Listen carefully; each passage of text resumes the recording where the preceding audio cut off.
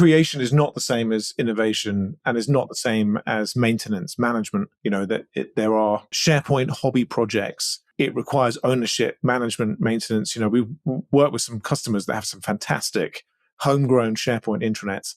And the thing that has made the difference in their organization is the person that cares about it and is spending their entire day managing, maintaining, connecting narrative to people, content. It's a full-time job managing one of these solutions in SharePoint for at least one person in those organizations.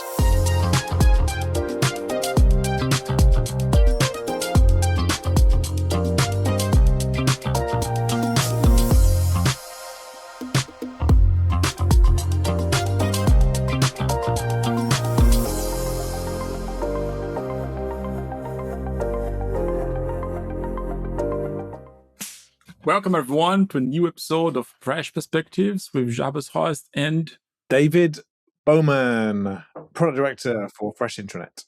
That's great. Great, David. Great to be here again with you. And this time we have something to celebrate, isn't it? Yeah, and I thought as Lydia was doing our intro there that we probably should have had cake or something. Yes, or maybe a hat. Yeah. Streamers. Something to improve for next time. But we are here to talk about SharePoint. It turned 25 years. It's almost like me and you. Well, 25 times 2 nearly for me. Yes. Well, there you go. So we'll be talking about the SharePoint celebration that happened beginning of March. And Microsoft actually deployed a lot of gifts for the users, isn't it? So there's a lot of announcements that happened there. Yes, a bunch of new stuff and plenty of things for us to talk about and react to as the latest round of additions for SharePoint, Copilot, Microsoft 365 start to filter through the LinkedIn announcements and into people's tenants. Exactly. But Dave, tell us, when was your first contact with SharePoint? So I started at Content and Code in, I think it was either 2007 or 2009. I can't. It's so long ago now that I don't really remember which one of those two it was. And I started there as a dev manager, and we were building websites for public sector organizations, local councils, those kind of things. We were building websites for people on SharePoint. That was what we were doing. And I remember feeling completely overwhelmed in those early stages. I've been doing .NET development, which seemed very straightforward compared to building stuff for SharePoint. So yeah, that was my first experience. It was a real baptism of fire, actually, of dropping into a dev team of a bunch of smart people that have been building stuff in SharePoint already for a long time. And they had this new guy who clearly didn't know anything about SharePoint. It was supposed to be helping and supporting them to complete more projects successfully. So yeah, that was my first experience. I mean, I think it was probably on CMS 2002. Really was what we were using. So these were like public facing websites. Yeah. Impressive. Yeah. Yes. Imagine that now. Yes. Well, actually, like the experience has changed so much that you could think that, it's now a public-facing experience. Yeah. Well, the rest of the world has caught up, fortunately, and there are a bunch of really easy-to-use tools out there these days for creating websites. So I am pleased to not be developing any more websites on SharePoint. I'll put it that way. Sounds good. What about you? What was your first contact experience with SharePoint? It was 2010, and I was working as a developer building web parts, visual web parts, I think that's how it was called, right. On top of SharePoint 2007. Okay. So everything started with SharePoint version 2007. A very different experience. So I was a developer for around 10 years and always building on top of SharePoint and like seeing how that experience changed with each upgrade of SharePoint. And then like when things moved to cloud, things happening much faster. That was very impressive. But yeah, so it was the version 2007. And I'm also happy that it has evolved and simplified a lot the way how we can extend and integrate with SharePoint. So that's great to see. Yes, yes. I think it may have been those early experiences with SharePoint that convinced me that I was a terrible developer and I should never be allowed to build anything in code ever again. So that was it was probably a good lesson for me to learn. Well, on that note, so it was 2014 when the SharePoint Online version basically came, I immediately told within my team that I'm not doing SharePoint on-premise development anymore. Yeah, Everything now is I'm cloud. done. And I'm happy that I made the shift, because that's where everything is now. Like, it's cloud. It's cloud based. Yes, yeah, absolutely. Well, I think we all had a good idea of where the future was headed, given the investment that Microsoft were putting into that platform in those early stages. What do you think's been, you've been doing this a while then, Yabus? What do you think's been the biggest shift that's had the most impact for you in SharePoint in that time? I think it was the shift to modern SharePoint. I think that was, like, for me, the biggest shift, and in terms also of experience of development, of being able to integrate and again here, like, extend SharePoint. So I think that's when also, like, SharePoint got more exciting and easier to use for users in general. And then, of course, as the Microsoft 365 services were been building around SharePoint, things like Teams coming in, and then later Viva and all of, like, the elements that are part of that. So yes, I think that the shift to modern SharePoint, and then seeing how that was serving as the foundation, and it's still, like, the foundation for many of these additional applications around Microsoft 365. I think that's the most interesting part. And what's that from your point of view?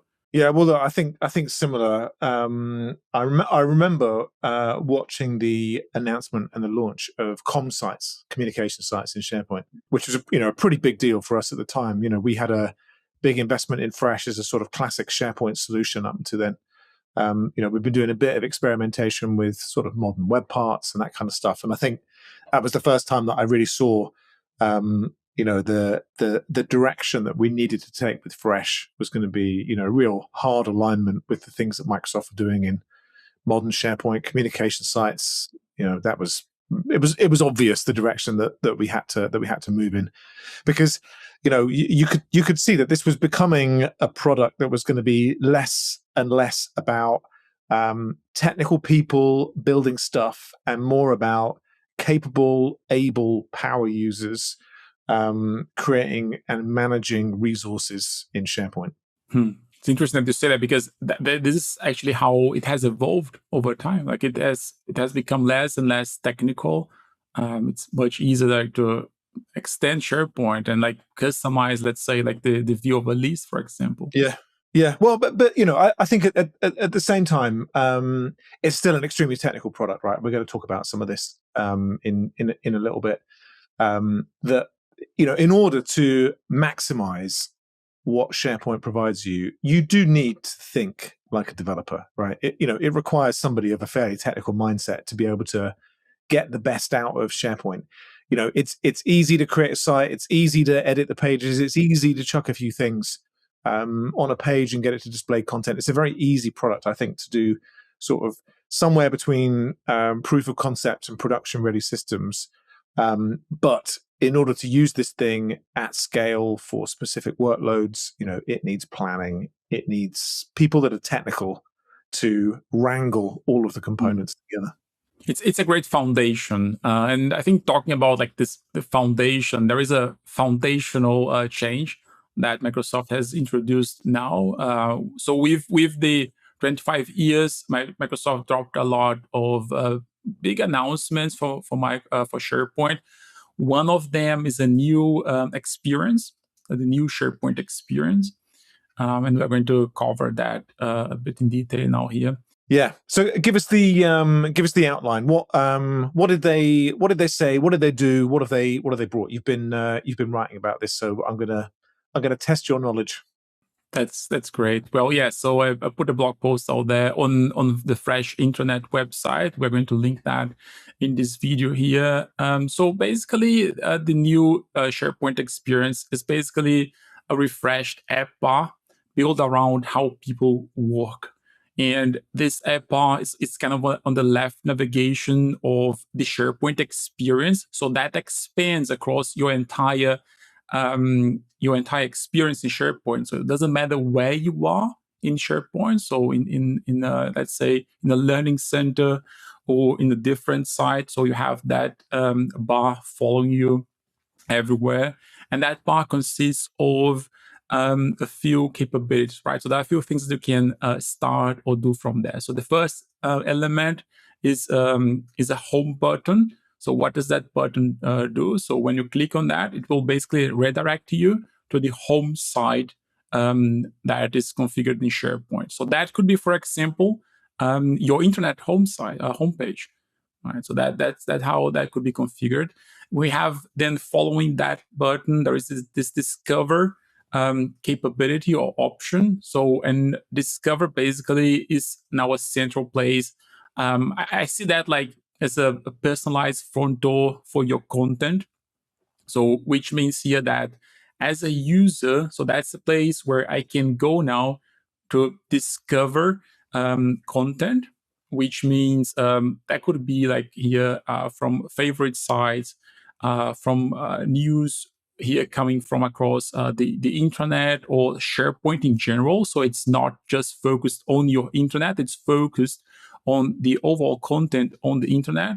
Yeah, I think that's a kind of important qualifier, I think, for Microsoft, that this isn't functionality that is specifically aimed at intranet or document management or a specific workload. This is kind of cross workload. Anything that you're doing in SharePoint is being brought into this Discover kind of app that's been provided. So that's a very good point, and this applies actually to this entire experience, right? So the refreshed app bar is covering the entire SharePoint experience and not just a specific workload, as you mentioned there. But so Discover, as we have been discussing here, will also give you like the coworker updates, file activity. So it's basically tailored around the individual user.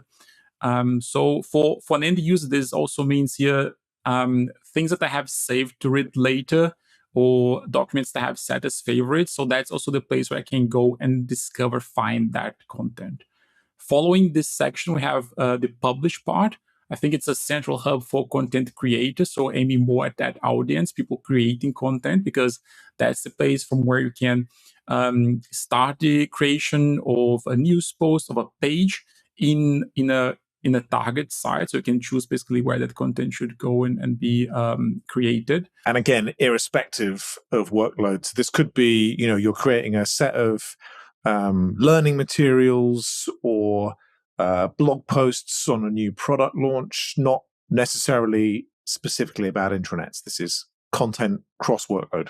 And Microsoft has actually big ambitions here for this specific section. They say they want to integrate Viva Amplify under publish, which means you would be able to then, manage and create campaigns and also distribute your content across the multiple channels like email, Viva Engage, Teams, all from a single place. I think that's an interesting part.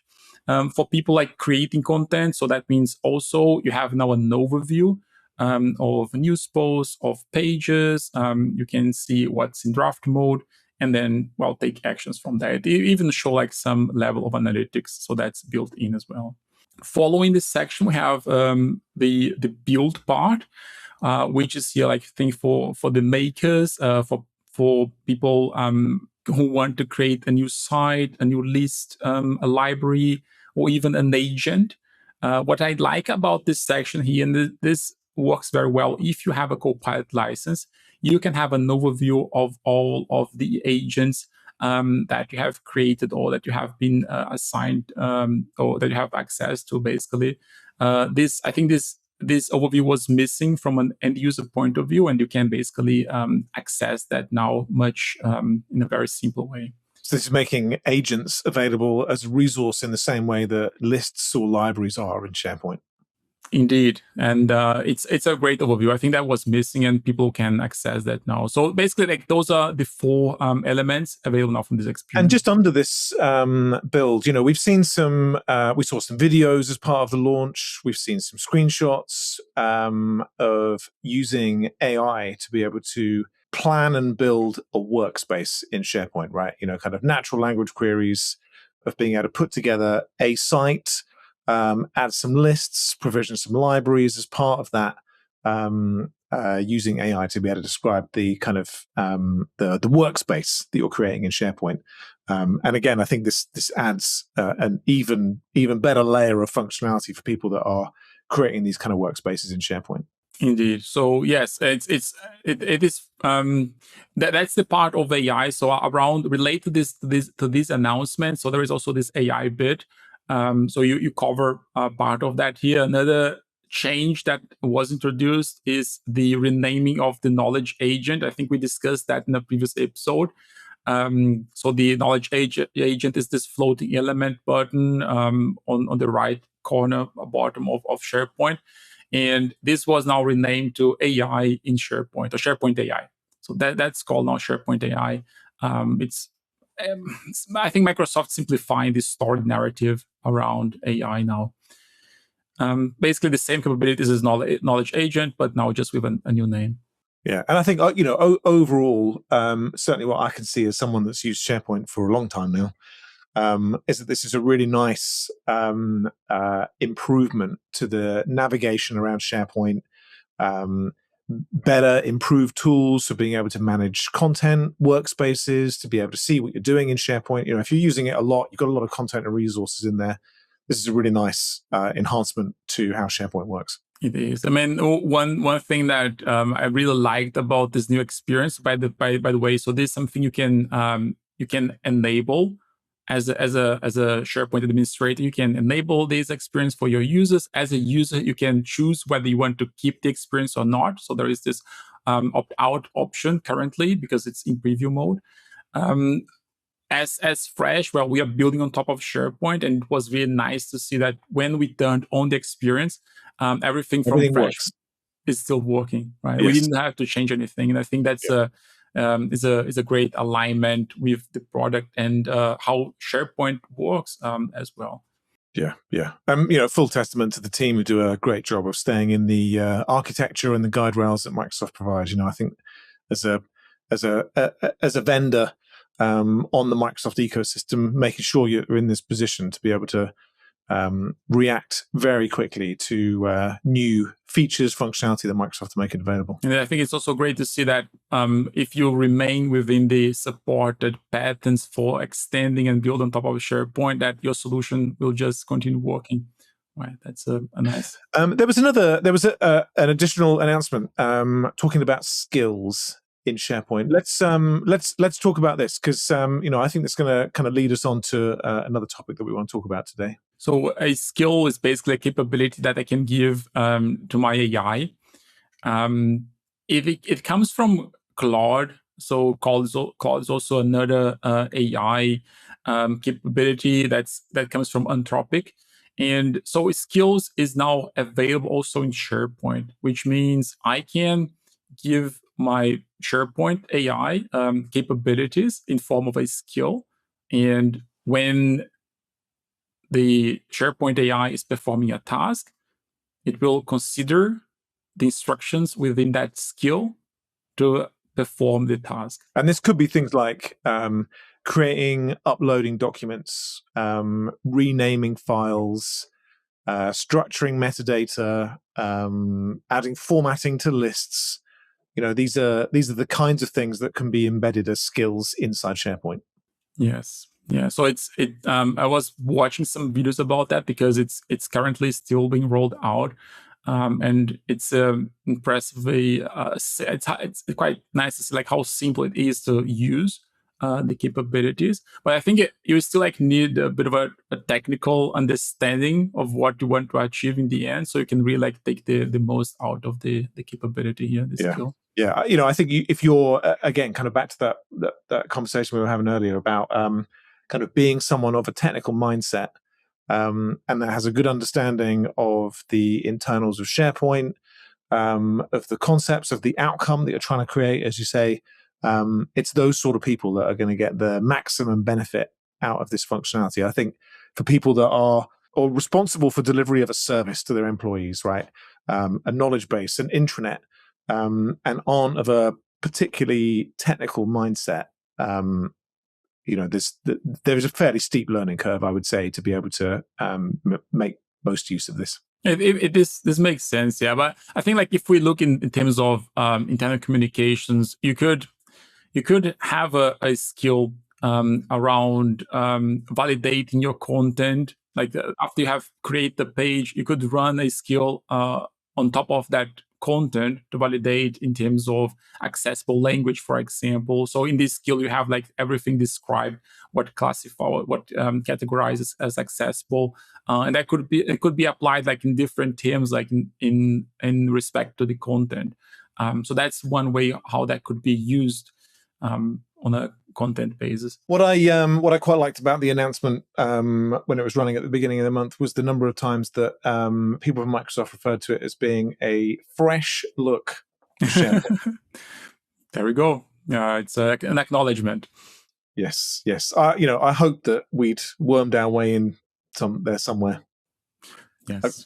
A coincidence, I'm sure, but it was nice to think about while it was happening. Yeah. Maybe inspirational. Yes. All right. So, look, I think an attractive UI update to SharePoint that we've had enabled in our fresh demo environments and had a lot of positive comments from people that we're showing the product to at the moment. Has been great to be able to show fresh working in this new UI, and some great new functionality that Microsoft are providing. And obviously for customers that have Copilot licenses are able to get a lot more value out of the system that they're already using. Definitely. It's again a great addition, and we continue to see Microsoft investing in SharePoint. So this has been happening, I think, for 2 years now. They have, I think, like a lot has happened around pages, and this has now expanded to this new experience. So yeah, it's a great tool to be using and be creating on top. I think one, we've obviously had a lot of discussions over the last, over the last couple of weeks since the 25th birthday announcement. But before that too, considering the amount of automation that is available for kind of creating code, writing applications, features, that kind of stuff. That this is an area in significant development and change at the moment. Obviously our own development team are using these tools to be able to automate elements of the development of the product that we're doing.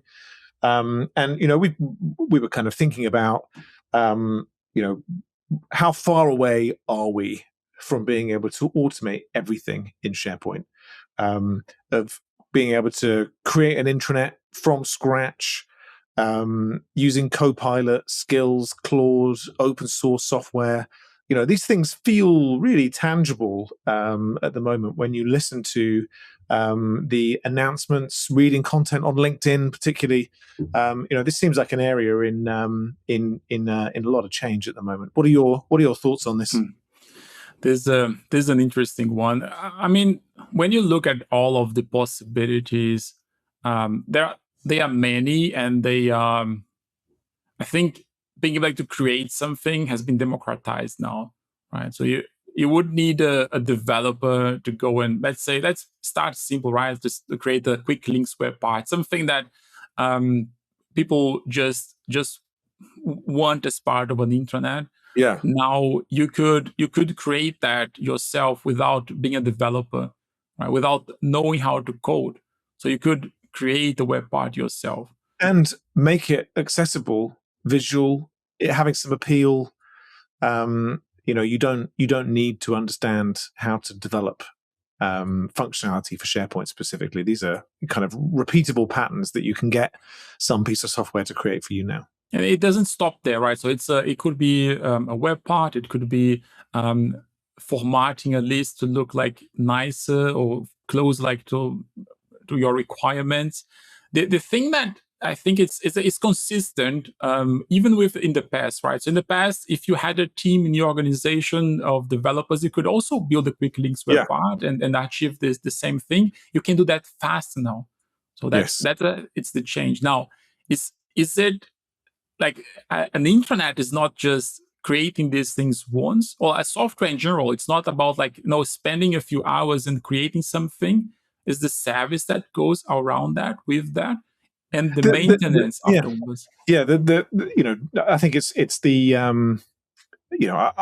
one of the organizations that I used to work for many years ago, kind of pre-cloud.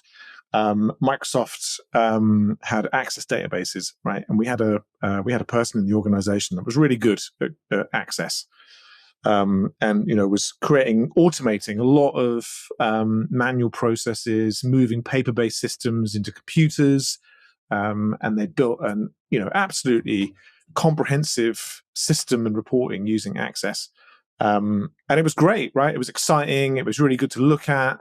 It was this was a long time ago, right? In kind of very early internet stages.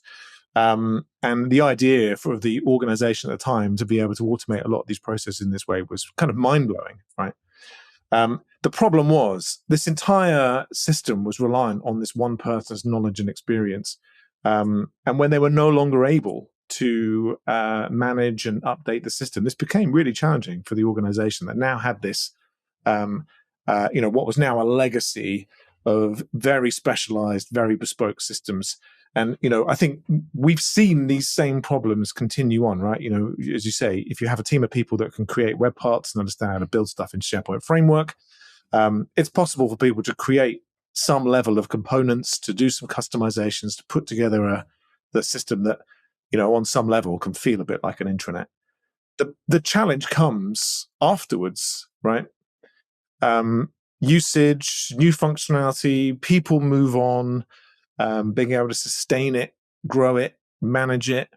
There is an underlying service in SharePoint that's going to continue to evolve, new workloads, new sites, new content, and the thing that you're creating needs to evolve alongside that service as well. So, I think it's one of those situations of you can do some of these things to a level.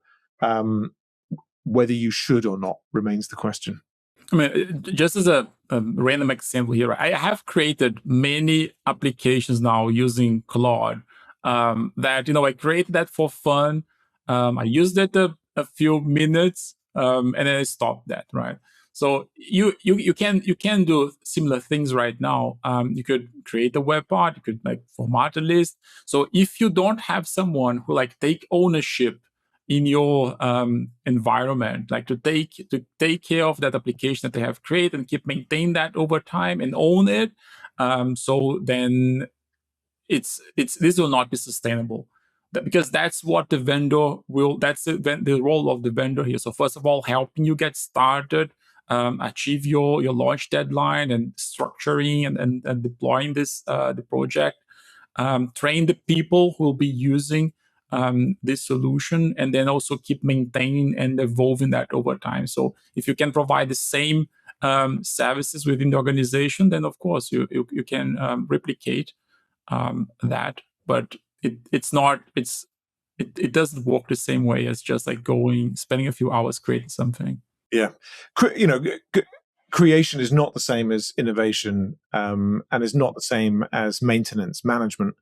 There are, as we have always seen with kind of SharePoint hobby projects, it requires ownership, management, maintenance. We work with some customers that have some fantastic homegrown SharePoint intranets, and the thing that has made the difference in their organization is the person that cares about it and is spending their entire day managing, maintaining, connecting narrative to people, content.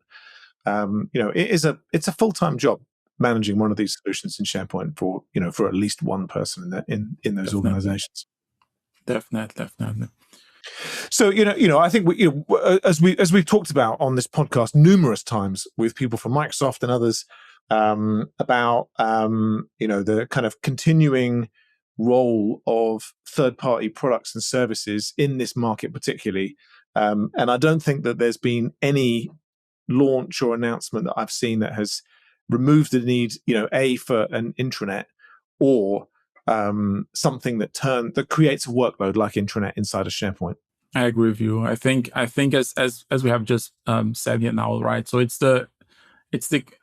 you're providing, as a vendor, you're providing an experience in a set of services that go along with that experience and software that we provide. So I also don't think that that because now the entry level for creating is much simpler than it was years ago, that you could just say like, okay, so I'm going to use AI for everything, because the aspects that we discuss here of ownership and maintenance and is not easy to sustain over time. Yeah, well, and look, I mean, no disrespect to any vendors that are kind of operating in this mode, but I think the idea of having a collection of web parts becomes a less attractive proposition for people, because I think collections of web parts can be replaced and built over time at a relatively low cost now. We made an intentional decision to sort of follow the independent software as a service vendors to be able to create a product, defined workload that lives inside of SharePoint Refresh. And I think regardless of the changes in technology, it would be pretty difficult to script something like that from the ground up. Yeah, because it's a connection of multiple experiences that come together to build the intranet workload.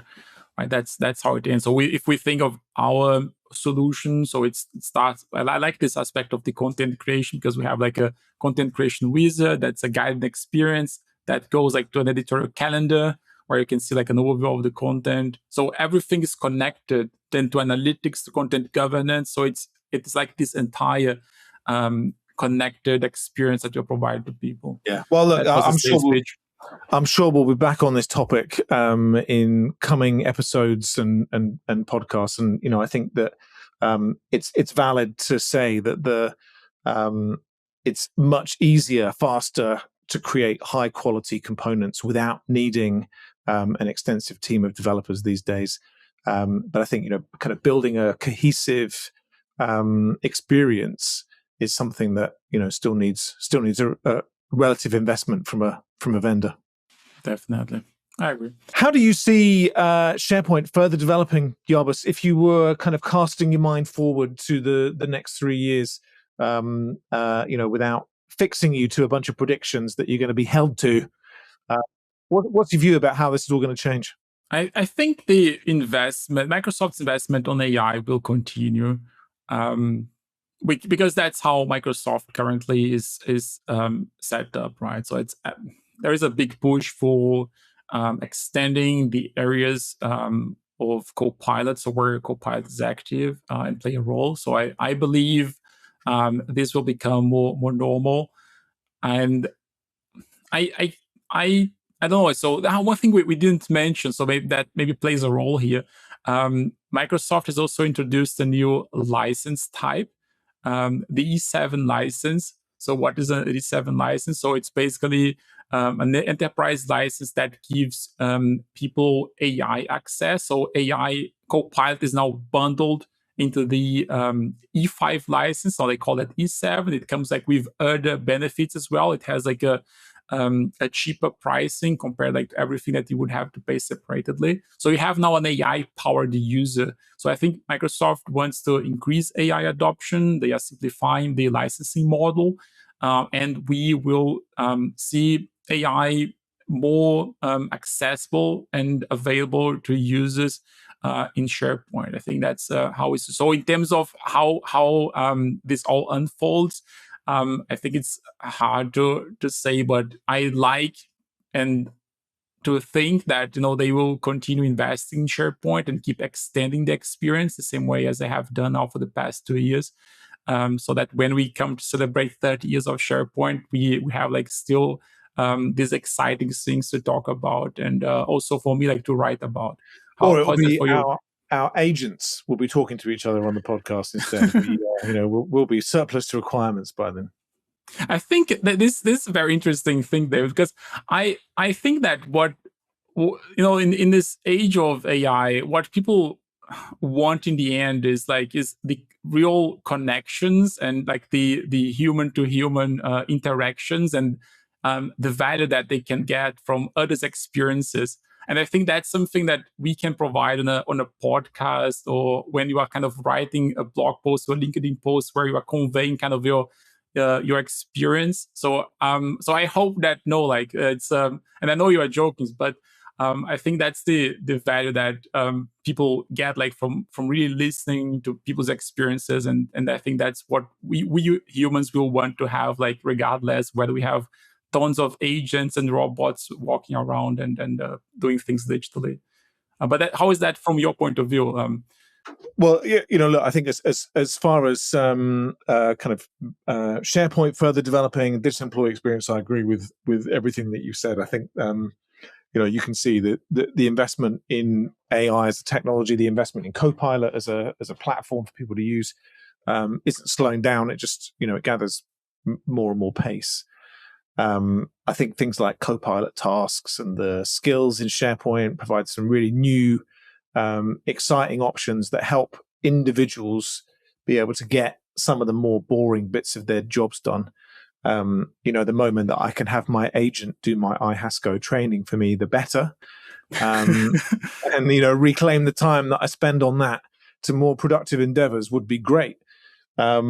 So I think being able to put the task to work on a personal basis is hugely valuable. I think there's still a question mark for me about how do organizations optimize themselves with this technology. I think we've seen a lot of announcements about redundancies and workforce cuts and efficiencies gained from AI as being the thing that people are pointing at. There is a big chunk of that makes me feel very uncomfortable about how organizations are using this technology to make themselves more money. So I think there is going to be a constant balance between how do you help people in your organization to make themselves more efficient, and how do you direct the efficiencies that you've gained onto more productive endeavor, rather than using it as a reason to cut huge amounts of your workforce. Yeah, good point, David. Now, this one question, I think it's maybe interesting. So if you wouldn't be doing SharePoint, what would you be doing instead? Yeah, I don't know. I saw this on the list, and it's a question that I don't know if I really have an answer for this. As I say, I moved into SharePoint while still doing kind of moving between development and management, and I think if SharePoint hadn't existed, I'd be working for Google or something. Would have been where I ended up. Very good.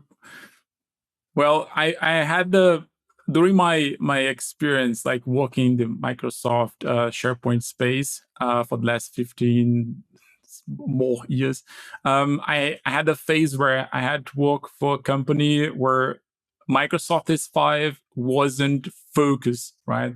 It was a way of integrating, but it wasn't the focus. And I had to work with Google applications, right? Not Teams, using Slack, using in development Confluence and Jira to manage the development part as a product manager. And it was a very different experience, I'll put it that way. And I really love that I am still in this space of SharePoint, Microsoft 365. So if I wouldn't be doing that, I don't know either. It's hard to imagine not being kind of within this space. I think that's the challenge. Having worked in it for 20 years or so now, it's difficult to imagine doing anything else. Or working in an organization that wasn't lined up with Microsoft, wasn't using SharePoint, wasn't using Teams. I think I'd feel like I'd lost one of my arms or something. yes, it feels strange. It feels like you are there is something being missed, right? Because you are so used with the the way how Teams works and the way how SharePoint works. And I suspect it would be a bit like switching from iPhone to Android. Not that there's anything wrong with Android, of course, but you pick your ecosystem, and that's what you understand, right? And the pain of switching is immense. Yes, I think this. Well, having had this short experience, this is how it was for me. Look, we have this closing question where we ask people about their favorite app. Last time we talked about this. Your favorite web app was ChatGPT. Has this changed, David?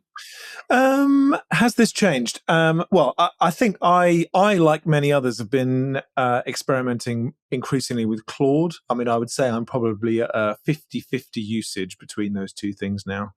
And speaking of kind of immense pain of switching, I've been through it. So it's been a useful activity to read about others' experiences switching these apps, kind of beginning to learn about how you store and manage your context in as best practice way as possible. Because I suspect this won't be the last time that I'm switching apps, and trying to build in resilience for how you make this easier in future. There's been a really kind of interesting, like, decoupling my context from the app has been the thing that I've been spending a lot of time thinking about. And I get a sense that others are on a sort of similar journey. So look, that was my long-winded way of saying, I think AI apps are still the number one thing that I am using. I spend less and less time in a web browser these days on Google, and more time using AI apps, both on kind of desktop and mobile. What about you? You were Google Maps, I think, was your app of choice. That's right. Well, for traveling, it's still like a very useful, it's a useful one. But on a personal usage, I was also using ChatGPT a lot, and I like the Plus subscription, so I canceled that subscription and moved to Claude a few months ago. The reason here why was like around, I want to experiment like some of the capabilities that Claude has. Like one of the things is called Claude in Chrome. It's an extension. And I run an experiment where I could like generate analytics data in our intranet. So like our demos can look nicer when we are talking about analytics. And it worked like so well and was like so easy to set up. So I basically bought that subscription and I'm using Claude. Now I think it feels like Claude is for people who want to build and create. And ChatGPT, that's my feeling, right? So ChatGPT it has a consumer experience. So in ChatGPT, I liked the option for creating images, for the voice chat. Like that experience was much nicer. I don't think that Claude has the same experience. So that's like, it's just a different AI experience, right? And I like Claude. It's closer to like this development background I have, and you can build and do more things with that apparently. So I'm enjoying Claude now. Yeah, it has I think for me, it certainly has a more kind of enterprise feel to the app, the suite of tools that they're building out there. They are spending a lot of time on marketing and positioning at the moment, so it's no surprise to see that there's a sort of positive momentum. And you can see that some of the controversy surrounding OpenAI is probably also having an impact on people making a switch. Yeah. So mentioning Claude here, one thing that we can maybe close this episode with is that and I think that's very smart move for Microsoft. So Microsoft is really actively listening to the market and how AI is evolving. So they have this very close partnership with OpenAI. They have brought a lot of that knowledge and IP into Copilot. They have done the same thing now with Claude. So basically, Claude, these skills that we know from Claude are now also available in SharePoint. I've just talked about that. The AI models from Claude, Sonnet and Opus. So that's also available now in Copilot. For the AI models coming here from Anthropic to work in Copilot, that is available. So if people are listening us here from the US, Canada, and so on, so that's available by default for these users, for these tenants. If people are accessing or want to use the Claude, the Anthropic models from the UK, from the European Union, and a few other regions, sovereign clouds as well, they would need to turn that on explicitly. So because Anthropic is now a sub-processor from Microsoft. just to close it that way. Well, let's say happy birthday, SharePoint. Good job, SharePoint team. See you soon. Happy birthday.